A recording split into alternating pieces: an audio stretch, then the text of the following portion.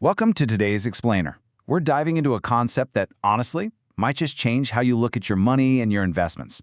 I want you to start by picturing something incredibly simple, just a small apple tree. Now, to get apples, you don't need to go out and buy an entire orchard. You just need that one tree. Every single year, that tree grows fresh apples. You can eat them, you can sell them, or you can even plant the seeds to grow more trees.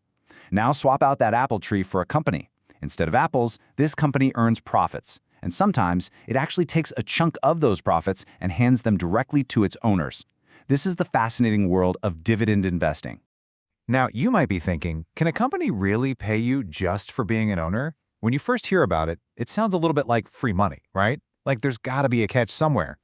But the answer is a resounding yes. A company absolutely can do this. But of course, there is way more to the story than just free cash. Today, we're going to break down exactly how this works, why some companies choose to do it while others definitely don't, and how it can become a real foundational piece of your long-term strategy. So, let's get our terms straight right out of the gate. What exactly are we talking about? Dividends are payments that some companies choose to distribute to eligible shareholders from their profits. Think of them as a reward for owning a piece of a successful business. Just like our apple tree producing fruit, a well-managed company produces extra cash. But how does a company actually decide to hand that cash out? Section 1. What are dividends? Let's explore the lemonade stand. To get into the mechanics of this, our source text brings in two investors, Mia and Ethan. Let's say they own a lemonade stand together. It crushes it this year, earning $10,000 in pure profit. And just to be super clear, that is the cash left over after buying all the lemons, the sugar, the cups, and even after stashing some savings away for a rainy day. You literally just have a crisp $10,000 sitting on the table. As the owners, you've got a major decision to make. And this brings us to the exact crossroads every profitable business eventually hits. You've basically got two choices with that extra cash. Choice A, you plow all those profits right back into the business to grow it faster. Maybe you buy a second lemonade stand or upgrade your blenders. Or choice B, you hand out part of those profits directly to the owners. That's you and Ethan.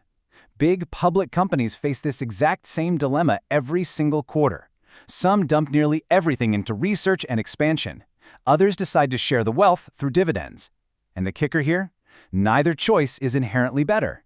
It completely depends on the company's specific goals and what opportunities they have in front of them. Mia actually asks a really great question here. If I buy just one single share of a company, does that make me an owner? And the answer is absolutely yes. One share equals one fractional owner. Owning stock simply means owning a tiny piece of a business. So if that specific company chooses to pay dividends, the eligible shareholders get payments based directly on how many shares they own. It's simple math, really. The more shares you hold, the bigger your slice of the dividend pie. Moving on to Section 2, to reinvest or share. Let's talk about the pizza shop. So why do some companies pay out while others don't? To explain this, the source uses a great analogy. Picture two different restaurants. Restaurant number 1 is brand new. The place is packed, customers are flooding in, and the owner desperately wants to open 5 more locations across the state. For this business, every single dollar is needed for expansion. They are not paying a dividend. They are hitting choice A and reinvesting everything. But then look at restaurant number 2. This is an established spot that already dominates the city. The lines are out the door, the profits are super healthy, and the owner has expanded as much as they ever planned to. Instead of just letting that extra cash collect dust in a bank account, they decide to share it with the business partners. This perfectly explains why fast-growing tech startups frequently reinvest all their cash, while more mature, established businesses, like utility companies or classic consumer brands, are way more likely to pay regular dividends. All right, Section 3, the snowball effect and the awesome power of compounding. So, what happens when you actually start getting these checks? Fast forward a few months, and Mia receives her very first dividend payment. It is tiny. We're talking literally just a few dollars. But it sparks a massive question. Spend it or reinvest it? I mean, she could totally go grab a cup of coffee with it.